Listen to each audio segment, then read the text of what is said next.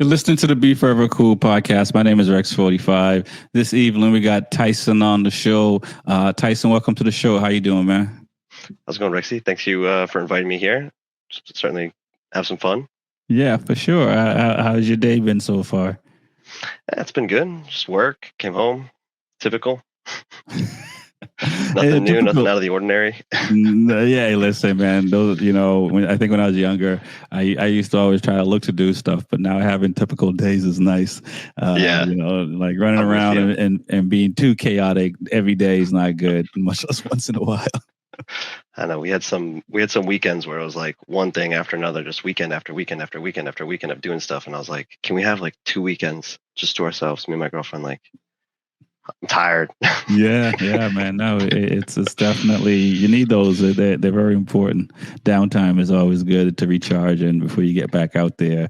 So yeah, man, let's talk about riding and how you got into it. Like what was your first bike or what inspired you to get on a bike? Yeah, my dad got me into bikes. I must have been 7 or 8. I think it was like the second, third grade. He got me a XR70. Oh, wow. It was like a 99 or like a 2000 XR70. That thing was a blast. Just messing around that like as a kid. Went from an XR70 to a CRF 150.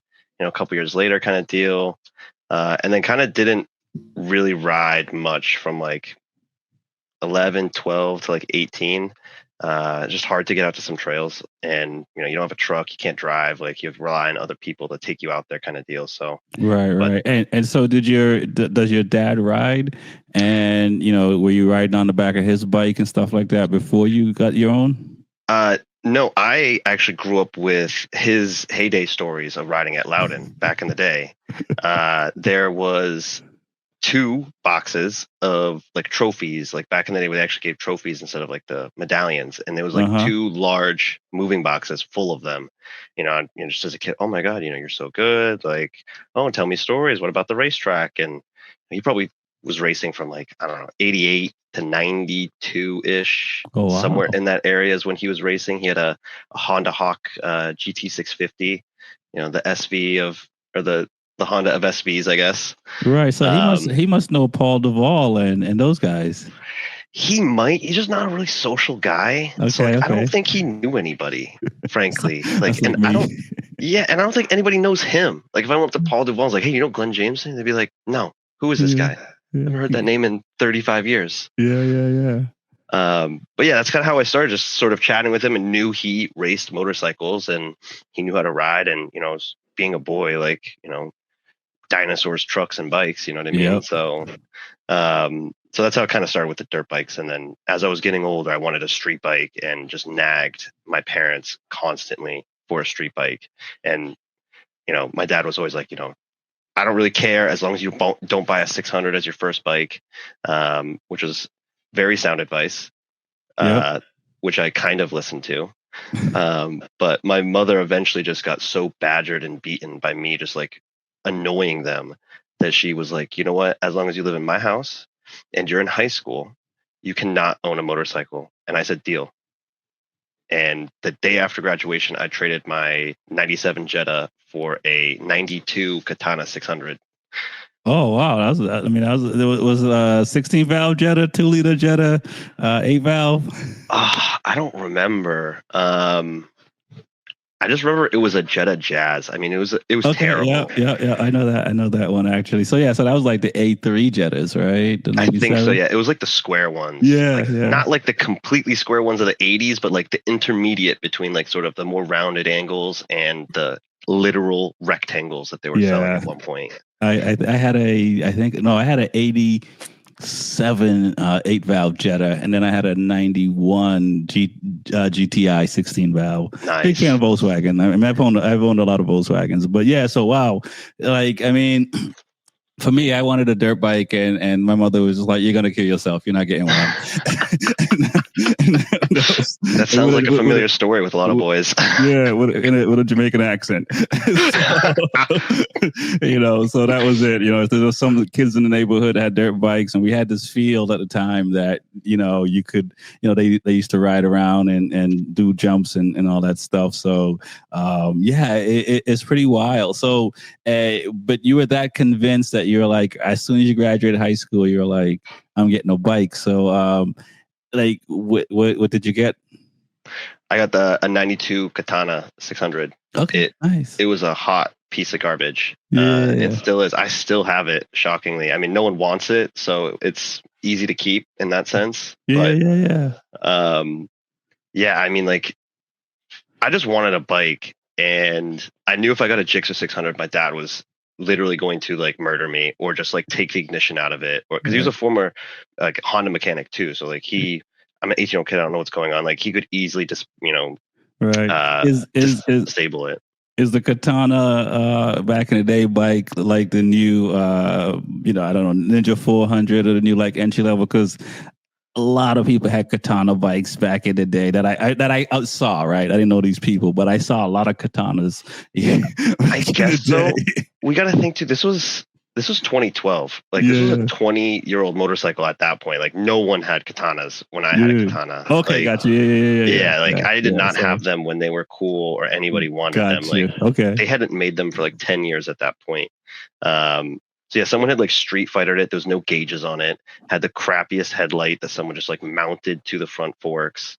It was a terrible bike, but it was also amazing because it was my first bike. Gotcha. Learned a lot of lessons on that. Yeah, so you got that bike. Oh, you was your mother like okay, fine at that point, or because she said what she said, she had to stand by it? I think she didn't talk to me for 2 weeks. She was pissed. Yeah, she was not happy about that. But I think she just came to the point of like, he's an adult. I gave him a clear boundary and he listened. Yeah. He just waited till the exact moment that became true and just acted upon it. So she just kind of was like, I think she was just like, I just have to eat my words here and accept my fate, essentially. Yeah. So that's kind of how that went down. Wow. And what did Dad say? He's quiet. He didn't say much. He was like, yeah, it's a bike.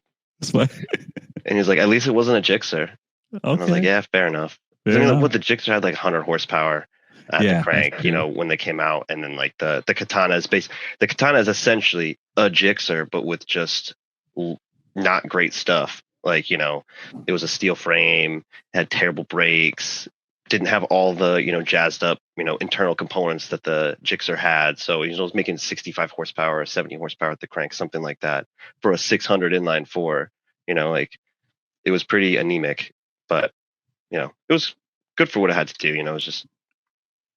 Got you. And so like, and where did you grow up and what was riding like once you got the bike? I mean, I know because I think everyone that jumps on a bike have a similar feeling, but like, what was it like, for you, when you jump on a bike and, were you graduated high school? So were you going off to school and riding to school or just wherever you felt like going that day you rode? I just basically used it for transportation that summer. I ended up doing a postgraduate year at Bridgeton Academy that following year. So I was still like, I grew up in Maine in the, mid-coast area up near like Brunswick. Okay. So just sort of like coastal roads kind of deal.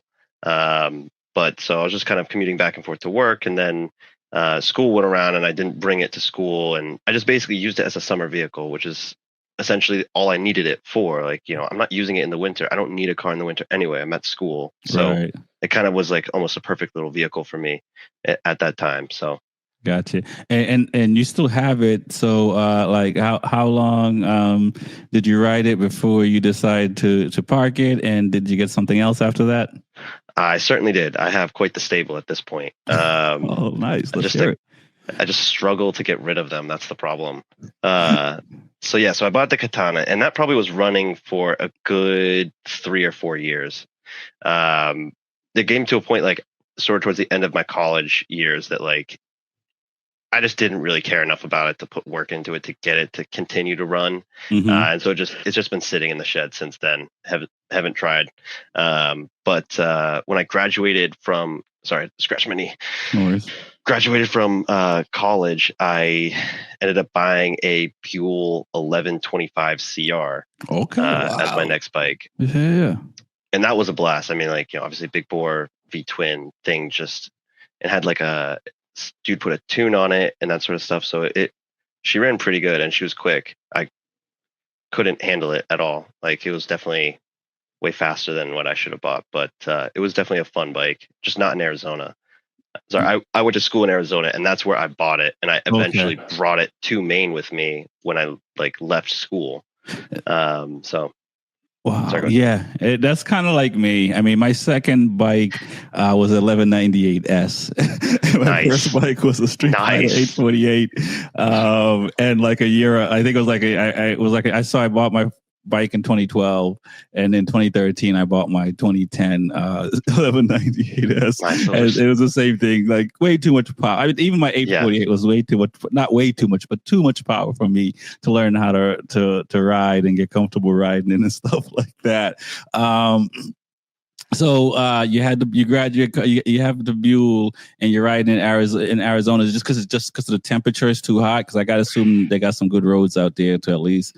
They've got great roads, but yeah, the temperature was it would overheat. Like, I couldn't drive it anywhere longer than like 20 minutes because it would just overheat. Yeah, in the Phoenix at least. Like, so what I have to do is I would leave early in the morning, and I'd go ride out into like the mountains because it takes you an hour to get outside of Phoenix, and then you're gaining elevation in any direction, basically. So, I'd go up to like Flagstaff area. It'd be much cooler, and the bike would be great. And then, I'd roll back through Phoenix at like 4 or 5 o'clock, and it's still 100 degrees outside. And things just like, I'd stop and get a drink, chill for 10, 15 minutes, drive another 5 miles.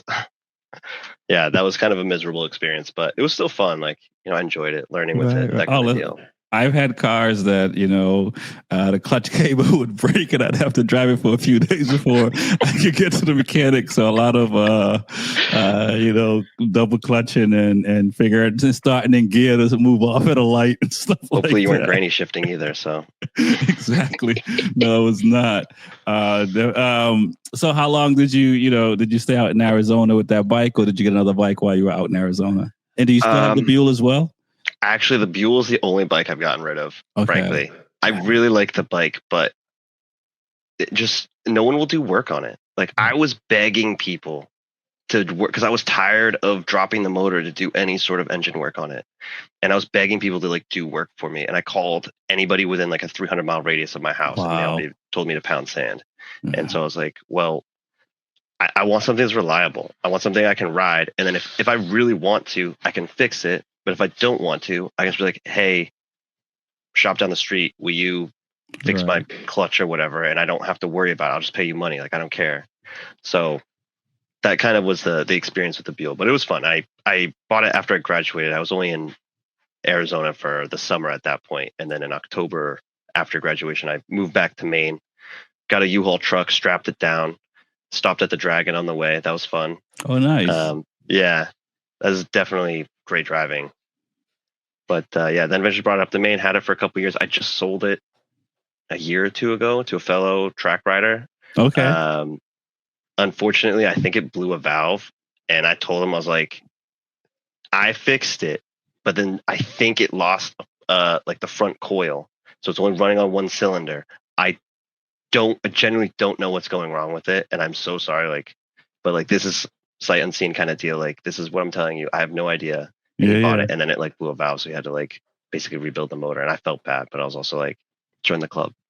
Yeah, I mean, but you were straight up, so it is what it is. And I've bought a KTM RC 390 cup bike, and had to get the motor rebuild like a year later. It is what it is, And I can't speak for the B4vaKool, but the KTM's, the single cylinder, they need TLC. Yeah, I haven't heard any good things about them, frankly. Like, I remember they came out, everyone was really like raving about them, and then like a year or two later, they're like, yeah, the motors are junk. On the B4vaKool or the KTM? No, so the KTM, the 390s specifically. I do like them. I do like racing them. I don't like you, but you do have to check the valves on it. But I was fortunate to ride a race in Ninja 400 earlier this year. And I still like my KTMs as far as on the track. And so I have a 22 KTM now, which is engine is better. And so 390 as well. 390 as well. So, but yeah, if you're racing, you're taking the engine apart every year. And there's some guys that race that they probably taking the engine apart a couple of times a season, as well. So that's the downside of that bike. When that bike is on a track, it's such a nice bike. Yeah. I mean, at least it's just a single cylinder though. Like worst case, okay, one cylinder. It's not that bad, Yeah, and for me, I'm gonna start learning how to do that stuff because it's not that bad. It's only one cylinder and so forth. And I've had, I guess I've been like 4 years now since I've had them. Oh, I had the 2015 and at the end of 2020, and in 2022 I got the RC, the 2022 version. So like they've been really good so far for me overall, but the class as far as racing and stuff like that is there's not a lot of Ninja 300s CC bikes on the track anymore. So yeah, it's not surprising. Yeah. So the class itself is that, which is on the unfortunate side of that. So you got the Buell, you brought it back, and so how was it ride? It must have been better riding in New England because of just the temperature wise and stuff like that for you. Yeah, it was great riding. I mean, had a blast with it. Neighbors hated me. I mean, the exhaust on it was ear-splittingly loud. I mean, I bought it that way. I didn't do it myself, but it was ungodly loud. But yeah, it was a lot of fun. Didn't overheat. I mean, it was still very hot. I mean, it was like riding a Ducati. I mean, it just like you would ride with your legs splayed open like 90% of the time because you're just like, I need heat to get in or air to get in here to cool me down. But yeah, it was a fun ride, but I ended up going to the Dragon again with a buddy and my dad. My dad, I took the Buell, and my dad, we bought him a 2012 848 in 2012 when it was new. Nice. And it was the pearl white with the red rim and the frames. Yeah. What a sexy bike. That is one of the best looking bikes I have ever seen in my entire life. So I had a 2012 red one. Oh, I love that generation of Ducatis. They're amazing. I mean, I love the new ones and, the late teens bikes as well, but something about them. And was that did your dad know you guys were getting a bike, or was it a surprise for him? We got that as a Christmas gift for him. I somehow convinced my mother to buy that for him. Okay. I don't know how I did it. I guess I'm very persuasive. Yeah. And so how like what was it like for him? Was he like outside playing in the snow? He's just a quiet guy. He was like, cool. Nice. It's a bike. Yeah. Thanks, guys. Okay. And it's like haven't had a bike in 30 years. He loves V-twins. Like he loves V-twins sport bikes. Yeah. So I was like, literally, I'm listening to like, this is like basically what you want. To be fair, it's what I also wanted. That doesn't hurt. But yeah, he was like, it's cool. Rode it from time to time. We'd ride every once in a while. But yeah, I think he's just kind of over it at this point. Right. So he does like riding. Sorry. Yeah. So and you guys went to Tail of the Dragon on that bike, and you took the Buell. Couple stories in this story. We like stories. We've been planning this, and this is this was 2020, so this is COVID just started. And so it was kind of like the vaccines had come out, so things were tailing down. This was like August or whatever, 2020. And I was like, Dad, we're going. You need to the bike's making some funny noises. You need to take it to the Ducati dealer to make sure, just give them, a once over. Yeah. And he's like, yeah. Eventually calls them like a month before, like, I will see it in like 2 or 3 weeks. It was like a week before we were leaving. And I was like, oh, wow. I told you, man. And what happened was the main seal had gone. And so, $3-4 grand in motor work it was going to need. And so he didn't take it. So we ended up finding some website where we found some dude to rent him a speed triple. Okay. I think, or an R. It was an older one. It was like 2016, 2017. So Gotcha. we were driving. Yeah, we were driving down in a truck with a snowmobile trailer, and we just stopped at this dude's house in Connecticut, threw the bike in the trailer, kept going down to North Carolina, and then my dad proceeded to just work every piece of chicken strip off the tires on that dude's bike. Like, I don't think that bike had seen more than 30 degrees of lean, and my dad is out there just old manning it straight up, like scraping pegs around every corner, and it's like, Jesus, man's a menace. Oh. It was that the first time you saw your dad ride like that? I knew he could ride for sure, but I'd only ridden with him before. I'd ridden with friends and stuff, but when I had ridden with him, it was just him and me. And so like I knew he was quicker than me, and I was a scaredy cat.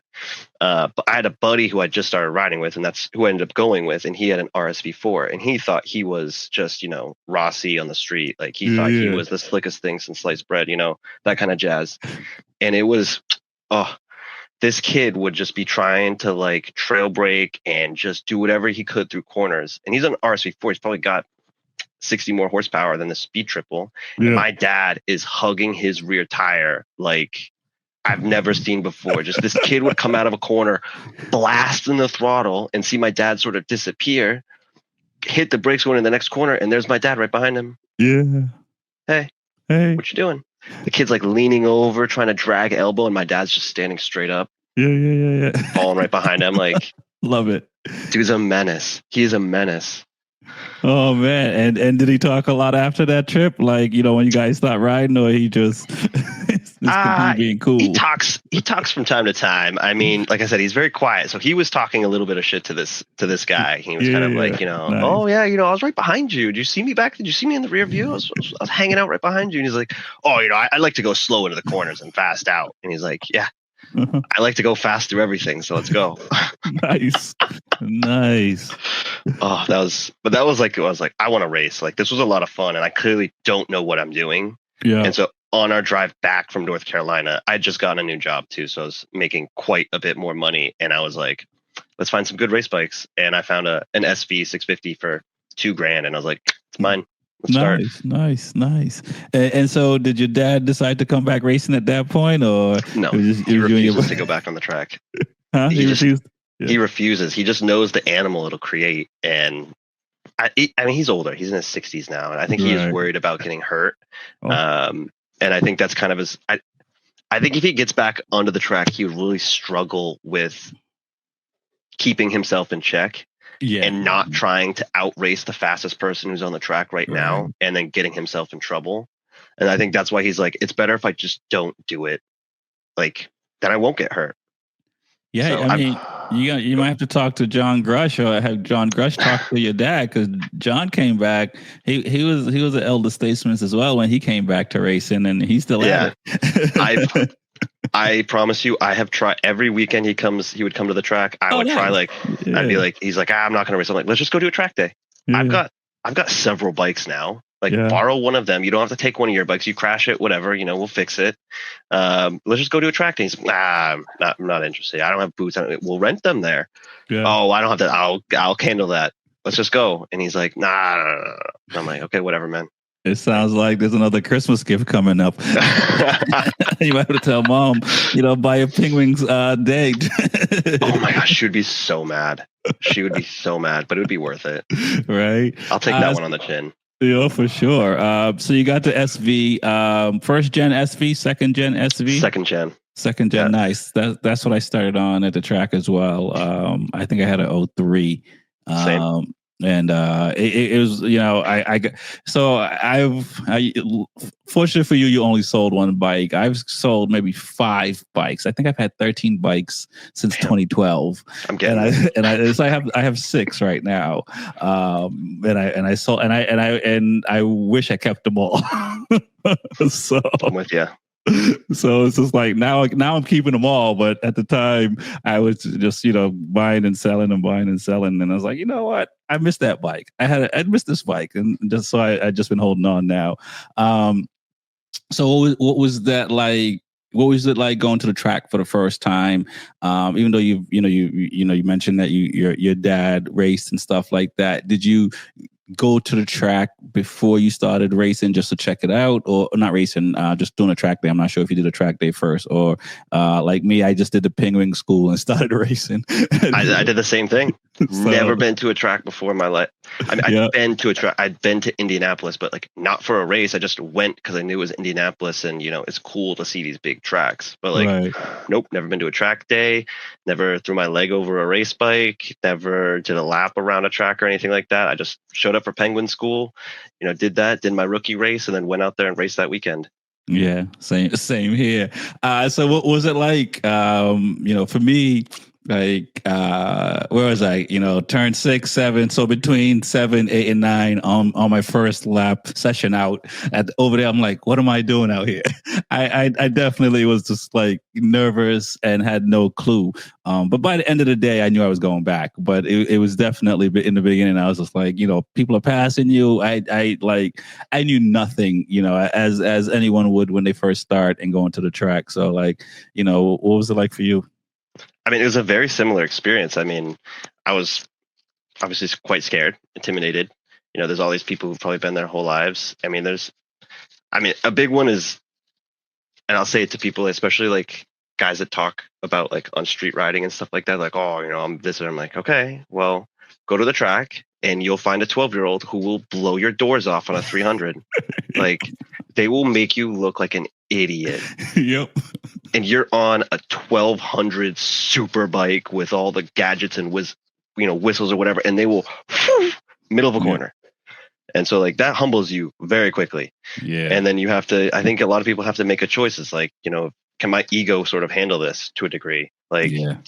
and you know, obviously that's whatever. Everyone makes that own choice in their own way. But I was like, you know, it hurts, but I would like to get better and be able to then go and race those people and like, you know, be that competent where I can also hold my own. And, you know, maybe someday, 5, 6 years from now, someone else will be coming to the track and I'll be doing that to them just unintentionally, you know, just trying to do my race, not realizing it's their first day. And here I am like humbling them to a degree. So, Yeah. you know, it's just the way it goes, circle of life.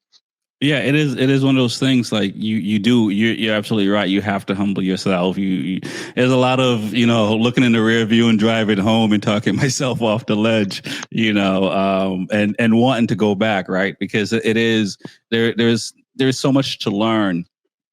And it's like organized chaos because, you know, people are passing. So it's not like everyone is new today at the track. You know what I'm saying? It's like a few people and, you know, everyone has different, like you say, people have been there their whole life and stuff like that. So you really do have to humble yourself. And when you start racing, you're at the back and, you know, depending on how quickly you learn everything, I hung out at the back for some years, especially like I went from a twin riding twins from like 2012. And in 2016, I decided I wanted an inline 4. When I got my inline 4 R6, like 2016 and 17, half of 17, like I was at the back just trying to just get used to the inline 4 engine and not even to think about like, you know, getting fast because I did the twin was so natural because I had like 4 years on different twin bikes and stuff like that. So you do have to humble yourself and just, some people who are naturally quick and they'll go really fast in the beginning. But for a lot of us, you're just, you're in it for a few years, just, figuring it out and learning corner by corner. Yeah, for sure. I think like hanging out the back, I mean, I feel like you just have to get used to that real quick. Cause like, yeah, you're going to start in a novice and you're going to hang out at the back for a little while and then you're going to get quicker and then you're going to be at the front and you're going to be winning races and it feels amazing. Mm-hmm. And then next week they give you a bump and now you're right back to the back and you got to do it all over again. And here's the fun part. It's going to happen again. Yep.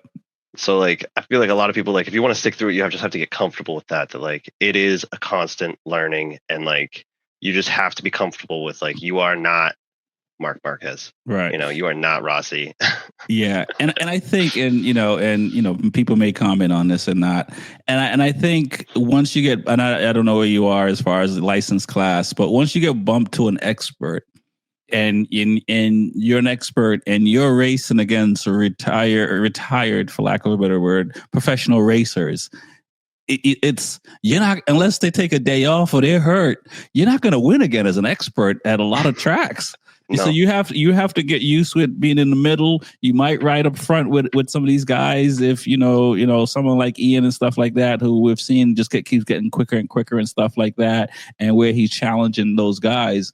But I've in the last 10 plus years, I've seen people get bumped to experts. They might get middle of the pack, and I don't know their reasons for not showing up. But then you don't see them start showing up as much, and I wonder how much of that is ego, because you getting in the sport, later in life.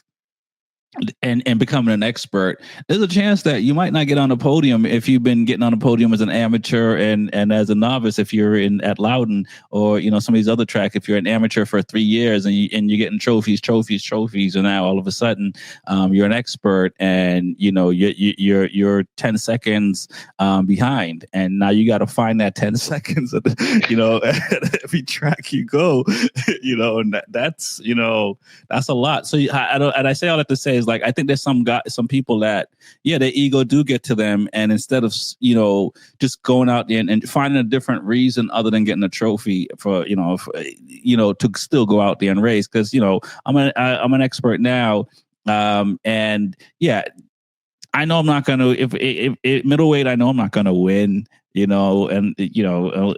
anytime soon, because there's so many fast guys out there and women out there right now, and expert and stuff like that. But I'm still like, I still want to go out and do it. But I do find that I see some people don't come back racing anymore, and I think some of that is just their ego. I don't know if you have any thoughts on that. I think it definitely is. I mean, I'm not an expert. I'm a novice racer. And I've definitely had moments, like I am certainly not as fast as anybody in the classes or the experiences above me. But like I have moments where I'm like, do I want to keep doing this? Like, is this really this is a lot of money. This is a lot of time and effort. This is an entire weekend, and I'm tired and hot and I'm sweating. Like I don't have a $30,000 camper to hang out in the AC. I'm sitting in the bed of my car while it's 90 degrees outside, sweating all day. So like, I completely get why, like, some people, they work their way through novice, they work their way through amateur, they get into expert just to realize, like, I am never going to see the podium ever again. And I mean, I commend it to some degree that people know themselves enough to be like, that's like, I like riding, but I'm not going to keep spending this kind of money just for the love of the game. I'll just go out and do a track day, that kind of thing. Yeah. No, yeah, it is, and which I don't know. I mean, I you have to go to track days because that's where you get to practice. So, but I love racing. It's just I just love it. I do love racing. It's like I'm very competitive. I love the competition of like I said, like there's been moments where like I've had a tumultuous sort of couple of years. I think I've been racing for 4 years now, 5 years, but like just something always comes up. This, I talked about it earlier, stuff happened this year and kind of had to take the year off. 1 year, my motor blew up after the first weekend and it took me like 2 months. Like I rebuilt it myself. I split the crank, took everything apart, cleaned it all out. Like it was spitting coolant into the oil. So it was just like everywhere. So that took me a couple months to completely put back together. And thankfully the motor's, been doing fine ever since, but like stuff like that happens. So, I wish I could be consistent and, get out there and start riding and stuff, but yeah, so it is what it is. Yeah, for sure. And we'll talk more about at getting through the adversity of the track, because you never know what you're going to face when you show up. But let's go back to you got the I assume you still have the SV. Are you still racing that bike? I still have that. Yep. You still racing that bike? Put too much money into that thing. Nice. They're nice bikes, man. It's very good bikes to learn on. Now, where did you get another track bike? Is that your only track bike? That is my only track bike, is the SV. Yeah. Got you. And so like when you got to the track and, you say you're camping out, and I've been there, my Audi wagon, was for a few years, with a U-Haul rental, open trailer. Then I was able to get like a 5x8 trailer, towing with my Audi wagon, then I was like able to get like a Dodge Dakota to pick up to, as I'm adding more weight, right. Kind of thing. So like for you, did you go into the track? Was it just you and your buddy? Did you already know people at the track? What was that experience like as far as, somebody saying, hey, do this, don't do that, giving you, information and stuff like that? Because I find like, there are some good people at the track that will see you struggling and come give you some advice. So how was that for you? I to start off, I went into it with nobody. My dad was my resource. And like I said, he's not a very social guy, so he didn't maintain any of those contacts. So it was just him and I showing up one day. I think it was like the first tech I ever went to. My buddy Nick, didn't know him, just some kid. We were just in line for tech. He's like, "Hey, do you want to go to New York Safety Track?" And I was like, "Okay, sure, I'd love to." Yeah, and then from there, it became a budding friendship kind of deal. We're friends to this day. But like that first year or two, I was going almost. It was a Capital Region Riders. I think they had like a day at New York Safety Track, and Nick was buddies with the guy who was running it. So they would do it, and I would drive down to Jefferson and do New York Safety Track those first couple of years. So that was great. But I mean, everyone is generally pretty friendly. It can be really intimidating. There are kind of like a lot of cliques at the track, and that sort of stuff that I generally just try to stay away from. Like, I'm not looking for another gossip circle to a degree. Like, I like hanging out with people. Obviously it's easier when there's a bunch of people who are friends together kind of deal. But yeah, like where I ended up posting up, I just happened to be around a bunch of SV guys somehow. Nice. And so SVs gravitate to each other. Yeah, we ended up naming like our little street out in the infield as SV Alley, because there was like 4 or 5 of us at one point, all with SVs. Yeah. And then obviously, Nick, I was hanging out with Nick. Nick, I don't know how he knows Troy, or maybe they just met at the track. But yeah, they just met at the track because where they pitted. Yeah, and same sort of.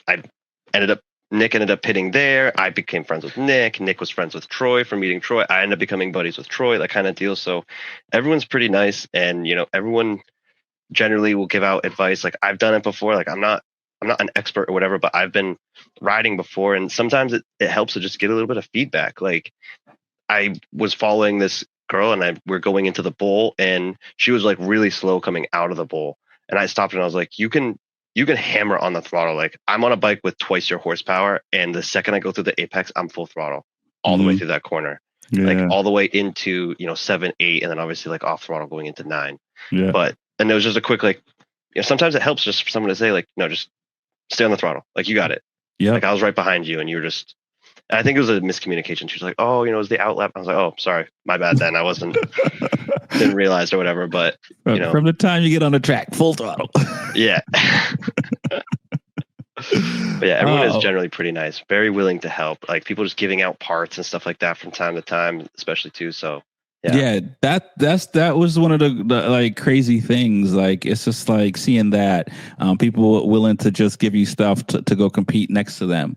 And as we've stated, like, it's very competitive. Everybody wants to win, but not to the detriment of like, no, I want to win because you can't ride. Your bike is out. You know what I mean? Yeah. Or you're hurt or whatever the case may be. Like, people want to win and beat somebody who's in good health and their bike is in good health and be, and just go straight up. So it's pretty cool. It's definitely changed how I look at things. I mean, I see even on the streets, like, if I'm on my bike and I'm pulled over to make a phone call or whatever, I see people asking me if I'm good. If I'm pulled over in my truck, no one is stopping. No one is saying you're good at nothing. The motorcycle community is pretty amazing that way. I mean, that just happened to me. I ran I have a 2020. My newest bike is a 2024 S1000, nice. And I had a flat tire on the highway. Some kid on a Harley just stops. Hey, what's going on? I was like, that's a flat tire, whatever. I'm waiting for, a flatbed. And he runs over. He's like, I got some tools. I got this. Like, we can try. I'm like, sure, I'll give it a try. Shit, man, you're here. Like, let's give it a try. And he had this like little air pump thing. I was like, it's just not going to do it. It's just not enough. And then eventually some other guy in a truck pulls up. Yeah. And he was like, I saw you. I turned around. I came back. Like, we can try to get it into the truck. I was like, we can try, but like, I'm not. The 3 of us are not picking up the bike. Like, I understand we probably could, but I'm not going to. Like, I've seen bikes falling off, trucks and that kind of deal, blah, blah, blah. Yeah. Then a cop pulls up behind us. And I'm like, do you want to help? And he's like, sure. So the four of us lift up the front tire, throw it in the bed, lift up the rear tire, throw it in the bed. We're in the bed, all right? Yeah. And I'm like tying one thing. And all of a sudden I hear from the officer, is this GP shift? And I'm quickly like, brother? And he's like, did you race? He's like, yeah, I raced at Loudon, a while back. And I was like, oh, shit, here we are, like, small town here. Yeah. But like, that was kind of the thing is like, you pulled over, 3 random people just stopped. I mean, one was a state trooper, so I think it was kind of his obligation, but right. Yeah. No, people are very willing. Yeah, it's amazing. I mean, I think we all should ride motorcycles because we'll all stop for each other. Yeah. Fair. Because it's amazing. So you've been racing now for 4 years. Do you do, I know this year you're not racing as much, but in the previous years, were you going every round? Were you doing how much, racing were you doing on a Saturday, on a Sunday? For me, I was doing 2 races on Saturday, 2 on Sunday. I did try to do 3 on Saturday, 3 on Sunday when I first went out there, but I was out of shape. So I also want to put that in, how much racing are you doing before and I don't know how old you are, before you have to start working out? Because, once you start to get, if you want to, get in the teens at Loudon and stuff like that, you're going to have to start doing some kind of working out some way, somehow, just to be able to, do, I don't know, if you want to do 4 to 6 races in a weekend. Yeah. I generally was trying to do as much as I could. It depends on the week, depends on the day kind of deal. Like, I'm mostly a fair weather rider. I don't have another set of wheels. I don't really want to spend money on wets. I was trying to just sort of get better and be better before adding in a whole nother variable with water. And I feel like your chance of falling is higher. Therefore, you're going to spend money on fixing the bike. So I was like, to me, it just really wasn't worth the money to spend on a weekend while it's wet. So I'd stick to the dry days. And then from there, I would try to sign up for as many races as I could. But it definitely depended on how I was feeling. Like there was days where I may have paid for 2 races on like a Sunday, and it was 95 degrees outside all weekend, and I was like, I'm just done. I can't. If I go out there and race, it is a danger to myself and others. And so I just made the conscious decision of like, I'm not going to do that. I mean, you're talking about endurance and stuff like that while you're riding. Like I've definitely hit like lap 6 or lap 7 before, where I was like, I'm done pushing. I'm just bringing the bike home. Because if I keep pushing, like I was missing shifts going into corners, and I was like, this is just the recipe for me missing the wrong shift at the wrong time, and now I'm going face first in the concrete barrier. Yeah, and it's just better to race the next race, go home the next day kind of deal than it is to like throw your whole year into turmoil. Yeah, and that's how it was for me in the beginning. Same thing, too hot. If it might rain, if I woke up on Sunday the wrong way, it was just pretty like, much. And the same thing. I've had races where I was so fatigued that breaking turn 3, my muscles arm muscles just gave out, and I like fell on a tank because I couldn't hold myself up braking. And I was probably also riding stiffer probably than I should have and stuff like that, and so I just fatigued myself.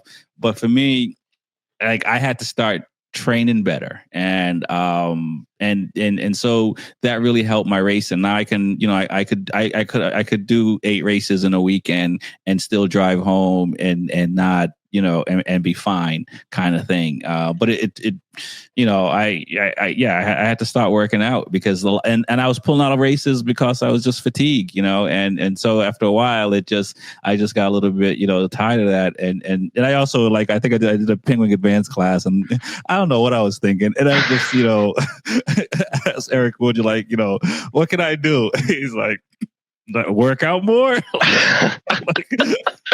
This is kind of like thanks, Eric. Appreciate that one. Yeah. Well, and it's true. You do. So, so do you find that you're starting to work out before seasons and your off seasons and things like that, or are you just, it's a race weekend, you show up, it is what it is?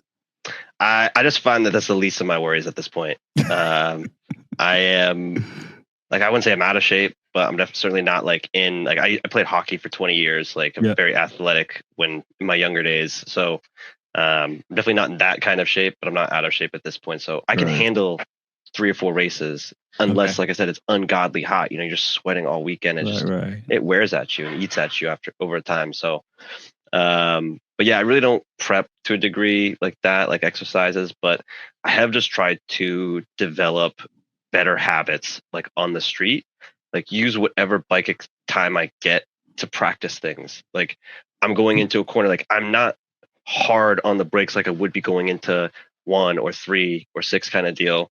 But just set up your body for that. Like I know I'm coming into a corner, so I want to be comfortable. Like I want it to be second nature. Like if I go to the track tomorrow, I'm not thinking like, oh crap, like I have to remember, like I need to hang off this side. This is how I want to put my foot and my leg against the tank to support my weight, so I can take that weight off of my arms and like, be a little bit more, have a little bit more endurance throughout, my whole day here. So that's kind of the only real training I do, is just practicing some of those better sort of habits so that they're more innate versus thought of. Right. Yeah. No, I think a lot of us do that, because we don't have tracks in our backyards that we could just go to. So you have to kind of use the streets that way. And it does make you a better rider on the streets and vice versa, doing the things that you can do on the streets to just even if you don't have a quick shifter and auto blip, but, shifting a lot, riding your bike more on the streets, it just keeps you, your body more natural in rhythm and stuff like that. And so I find when I take time off the bike on the street and then I go and I have a headless screw in my hand, I find my hand is hurting a lot more. So now, like, I try to be as, conscious as possible to stay on a bike and stay to keep a rhythm, because it's like, like hockey or anything, you kind of have to be doing it to stay in rhythm. And where we're on a bike and to do the kind of riding we have to do, and especially up in New England, there's not, even though we have Loudon, and Palmer and Thompson, there's still not a lot of tracks that we can get on in the Northeast, like they are down this way. Go ahead. I was just say that's certainly true. I mean, their seasons are small. April to August generally, sometimes September, sometimes early October. Yeah. It's just a short riding season, so you got to get as much as you can in while you have the opportunity. Yeah. So I will, before we get out of here, a couple of things. I'm curious to see how many bikes you have and which ones you have. So that'll be the last thing. But we'll talk about, so I don't know if you must know Sergio. I don't think so. Okay. We'll connect. I'll get him. I'll connect you guys. But he gave me some good advice. Like one of the best things I learned from him, I think we were at CMP, and he's in full gear. His exhaust broke off his bike, and he's in between. I think it was a red flag or something. And normally I would just, if I have a bike issues, it's just going in the garage and in the trailer, and I'm done, kind of thing.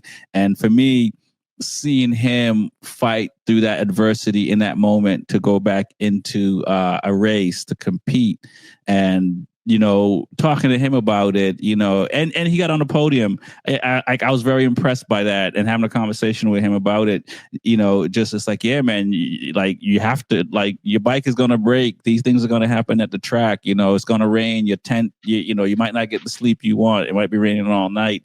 You still have to find a way to, once you're on the track, do the best you can.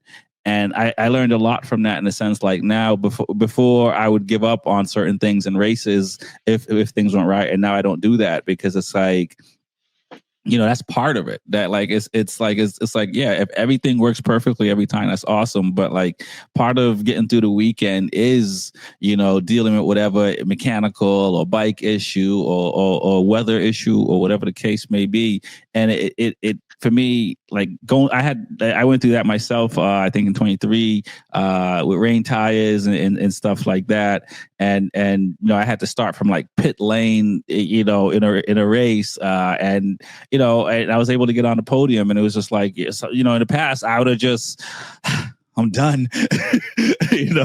And there's a lot to like being in your gear and working out and stuff like that. So have you had a situation like that? And you say you're a fair weather rider, so I don't know how much of that you've had, but have you had an experience where it's just kind of like, I'm going to fight through this thing and get out there? I mean, you have plenty of opportunities for that. I mean, I have the same thoughts going into races and stuff. Like, there's plenty of times I go to a race and I'm just like, I'm not feeling it today. I don't want to go out there and ride, but I've already spent money. Yeah. And, life's not just always going to be given to you on a silver platter. And so a lot of times when you have challenges in front of you, you need to take the first step. Like, really all it does to overcome that is like, you just have to keep putting a step in front of the other. And, I've had my motor blew up on the SV a couple years ago.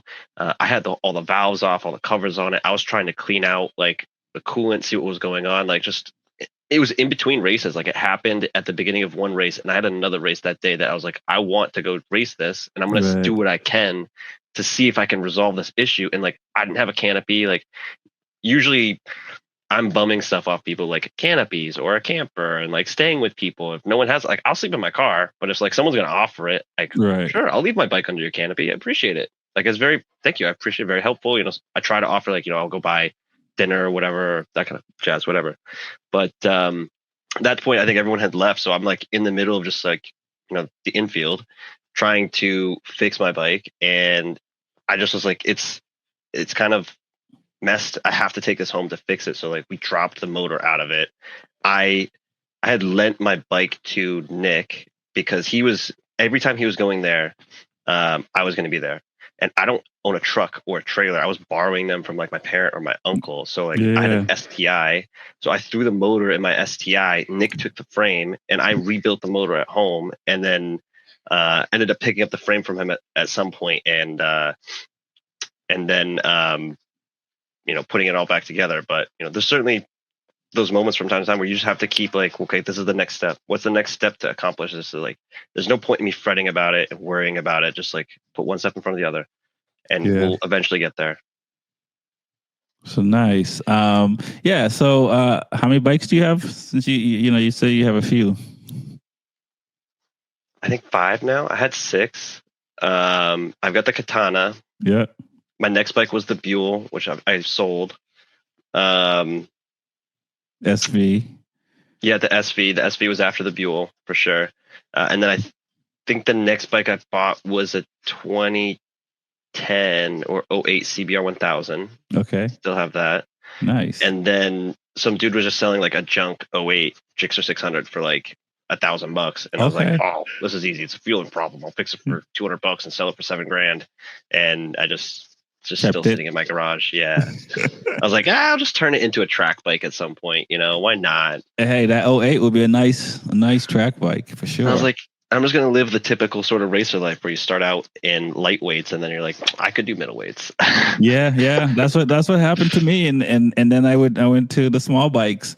After that, mostly to fix my corner speed problem and just mostly for that, because you with a slow bike, you have to do all the right things. You have to. You can't be sitting up, going down straightaways and stuff like that. Big old sail in the wind. Yeah. So for me, like, I found it really helped a lot. And now so I have a R6 and I have the KTMs that I race. And so now I want to, and I like I said, I started on the SV. So I would like a lightweight bike again. I think that's like the sweet spot. I did try the middleweight bike. I do love it, and stuff like that. But now it's just like, I think I want to go back to where I started in lightweight. Yeah. And because I think it's, I'm still going to keep my bike. So I'll still have the R6. So I sell them. Yeah. So, I mean, so you got the CBR and the Gixxer. You said you had an S1000 as well, double R. Yep, I bought a 24 S1000 R. Yep, that thing is slick.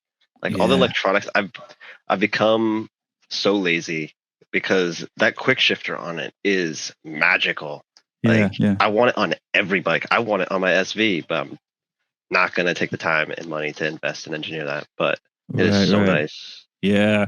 And that's it. Is that the latest? That's it. Yeah. Nice. All I got. Yeah, I have. So I got a Panigale, the 2025 V4 Panigale at the end of December. What I was going to buy, and then someone bought it. It was like a year or two old at the Ducati dealer, and they were selling it for like $20,000. Yeah. And at the time, their sticker was like 28. So I was like, I'll buy that. And the second I called, like, someone just put a deposit on it. So I was like, screw it, I'll go kick tires at the BMW dealer. And they're like, we have an allocation. If you want it, we'll let you customize it. And I was like, sold. Nice. Yeah, I still want to, and I was torn too, because it was, for me, it was between the S1000 and the Panigale, and the Panigale won out, obviously, because I got that, but I still want an S1000 RR. So I hope in the future one will show up in the garage. Hopefully, you know, one of my kids will drop it off for me. As a Christmas gift or something like that, you know, and the same thing. I like the tech, and you know, obviously these bikes, these super bikes, you really can't go wrong with any one of them, regardless of any manufacturer, because they all do more than I can handle. But I think for me, the S1000 I like because of it also has a lot of things that you can be comfortable with, like cruise control and stuff, like heated grips. Cruise control. Yeah, you know, where on my Panigale, I can't do any of those things. That was one of the things that sold me, is it came with heated grips, and like I had heated grips on the Buell, but I think they were aftermarket and they were huge. They were so thick in like diameter that I felt like I was holding on to like a tree trunk or something. But like the BMWs, like they just felt like normal grips. I was like, oh, these are perfect. But yeah, the cruise control, the heated grips are amazing. I love them. Right. And all the tech. I assume it has the turn-by-turn navigation and stuff like that. Yep. Right. Yeah, man. I you Works know, sometimes. And how's the heat on that bike? It's fine. It is. It's not a Buell. It's not a Ducati. No, I mean, obviously bikes get hot in traffic, kind of deal, but they don't get Ducati hot. Like my dad's 848. Like, that thing put off so much heat. So much heat. Yeah. And the same thing. My Panigale, I have the full exhaust on it, the Acro, and so it's like it's just in one spot, the back of my right hamstring, and I can't ride that bike without textiles or leather, like jeans. Like it'll just be uncomfortable. Yeah. So nice, man. That's a nice collection, and so I'm pretty sure you'll probably add to that collection. I plan on it. I will say, you know, go find yourself a set of spare rims, man, and get some rain tires. Because for me, it took a while to go on the track with with rain tires. But once I did, man, it's so much fun. And it has so much grip. I mean, you're not going to be right. I don't think anyone is going to put on rain tires and go ride like they were on slicks. So you're going to be kind of testing the grip anyway. Yeah. To kind of see, and you're going to realize, I got a lot more grip than I thought I do. Oh, okay. And, and now, like, for me, it's like, rain or whatever, mixed conditions, I don't care. And I say all that to say, I was like, man, I should have did this sooner. Because, knock on wood, I haven't gone down on slicks on rain tires or anything like that. And it teaches you to be relaxed, right? It teaches you to be, gentle and soft. You're not, because you have to be, and that's what you want to be when you're on slicks. So yeah, it really kind of teaches you to just be, just be more present rider, and that's what you need to go fast at the end of the day. And the rain tires got a lot of grip, man. So, but that was my plan was to do that. This year, I bought a set of rims last year, and then things happened. I was like, "Well, I'm just not going to invest more money into that right now." But so they're just sitting in the shed waiting for next year. I listen. The same here. I'm hoping I could do a couple of track days later this year, but a lot of it will be next year. I'm working on my schedule for next year. But yeah, same here. This year has been a very interesting year. I definitely want to thank you for coming on the show, man. I appreciate you taking some time and telling your story. Oh, one thing before you go. So your dad is going to the track and watching you race, and I know he's a quiet guy, but like, has he said anything about, man, that's cool what you're doing? I'm glad you're doing that. Like, yeah, I mean, he definitely, he likes going to the track. He likes the bikes, he likes watching, and he's very supportive, of course. I mean, he's my mechanic and pit chief and unpaid engineer and my truck driver. So, he's well loved and appreciated. And, he also shows that back in his own way, his own soft sort of way. Nice. That's awesome, man. Hopefully when I get up there, because I should be at the Classic next year. So if you're there, hopefully I get to meet him and you in person and stuff like that. But like I said, I want to thank you for coming on, Tyson. I really appreciate it. Can you tell people your social media stuff if you want to? So if people want to connect with you? Oh, I was like, what is it? I think it's Bison Ternard, frankly. All right. Well, I'll say this: just send it to me, and we'll put it in the video, and sounds good. and get it out there, man. Again, I want to thank you for coming on. I really appreciate it. My name is Rex 45. It's the B4vaKool Podcast. Peace.